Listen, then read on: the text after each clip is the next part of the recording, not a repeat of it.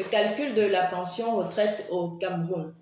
La pension retraite, c'est le salaire que la CNPS reverse aux retraités tout au long de sa vie jusqu'à son décès. Et lorsqu'il décède, sa pension retraite est au bénéfice de ses ayants droit et ça s'appelle pension de survivant.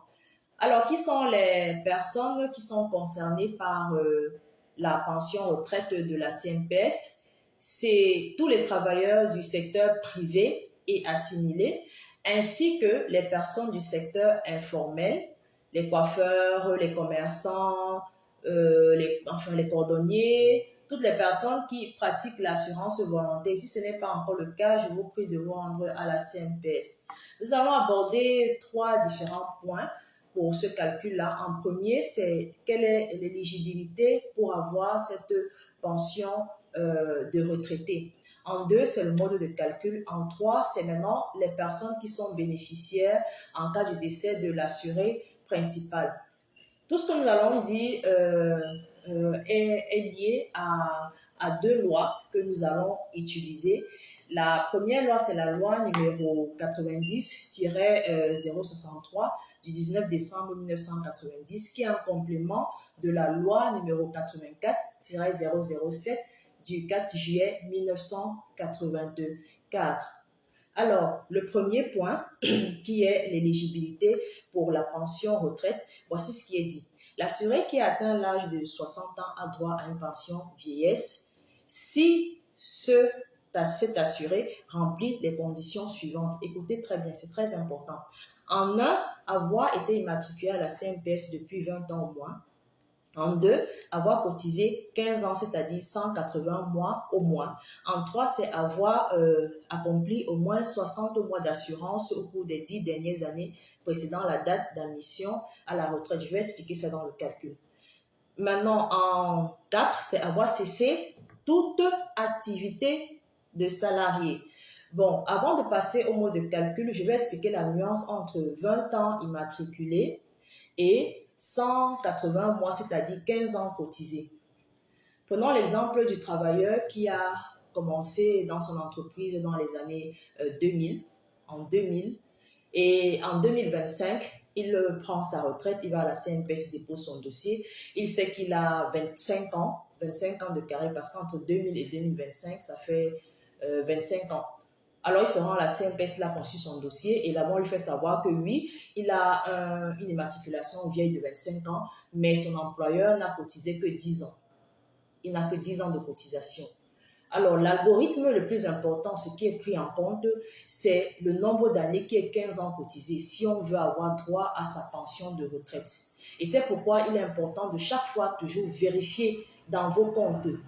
Il y a l'application s'appelle AINA, vérifier que vos cotisations sont réellement reversées. Alors, si vous ne respectez pas ces 15 ans-là, même si vous avez 20 ans d'immatriculation, vous aurez une allocation et non une pension de retraite. Cette allocation est reversée en une fois, ce n'est pas chaque mois.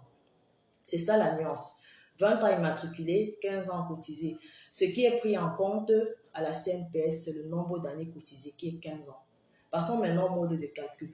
Le mode de calcul, je ne vais pas lire tout le texte, mais voilà, pour dire simplement, on prend les 5 dernières années et les 3 dernières années. Les 5 dernières années équivalent à 60 mois et les 3 dernières années équivalent à 36 mois. On recherche en fait le salaire moyen mensuel qui est favorable. Les 5 dernières années, si le salarié dont on parle, le futur retraité, a eu, les 5 dernières années, a gagné 230 000 francs et les 3 dernières années, il a gagné 250 000 francs. On va prendre 250 000 francs qui est plus favorable pour lui dans le calcul.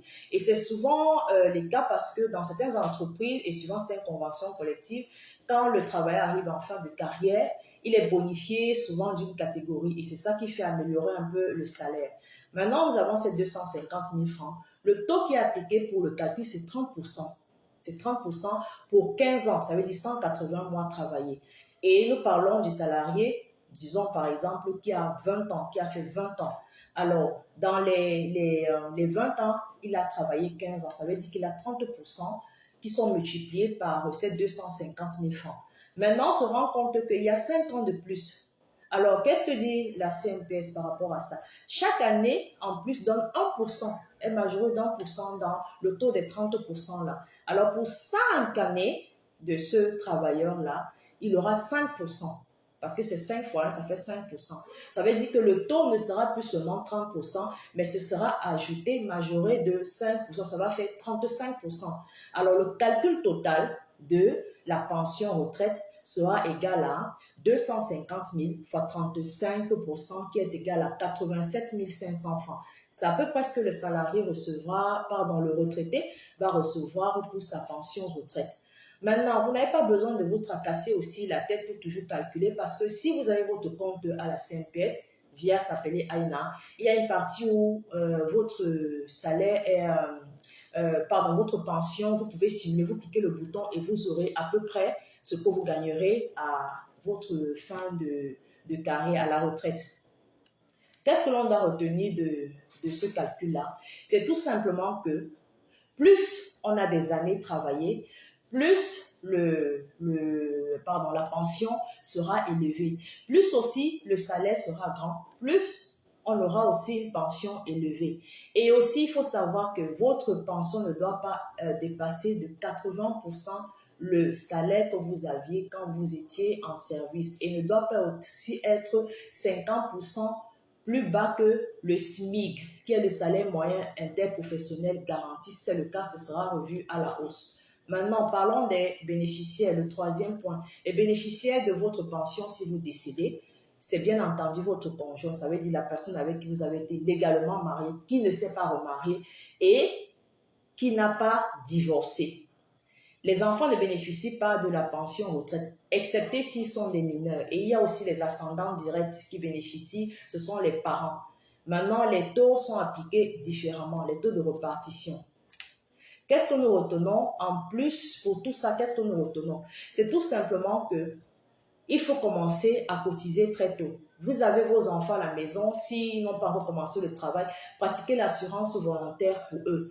Vous avez des personnes avec qui vous vivez, des partenaires de vie, peut-être que vous n'allez pas vous marier, mais permettez à ces personnes de commencer elles-mêmes leur cotisation. C'est toujours bien d'avoir même 2 cotisations, même si vous travaillez, votre épouse ne travaille pas, votre époux, que cette personne commence ses cotisations. Plus on commence tôt, plus c'est favorable à la fin pour le taux. Et maintenant, travaillez pour votre carrière pour avoir des salaires un peu plus élevés afin que votre pension retraite soit aussi élevée.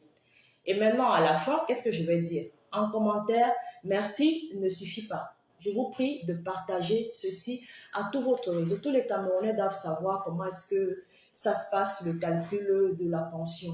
Et aussi, on gagne de la considération et du respect des autres lorsqu'on partage une information qui est capitale, qui apporte un plus. Donc, je vous prie de vraiment partager et les contributeurs, comme d'habitude, vous avez les commentaires, vous pouvez apporter votre contribution. Et tout ce que je peux vous dire, bon courage et à bientôt.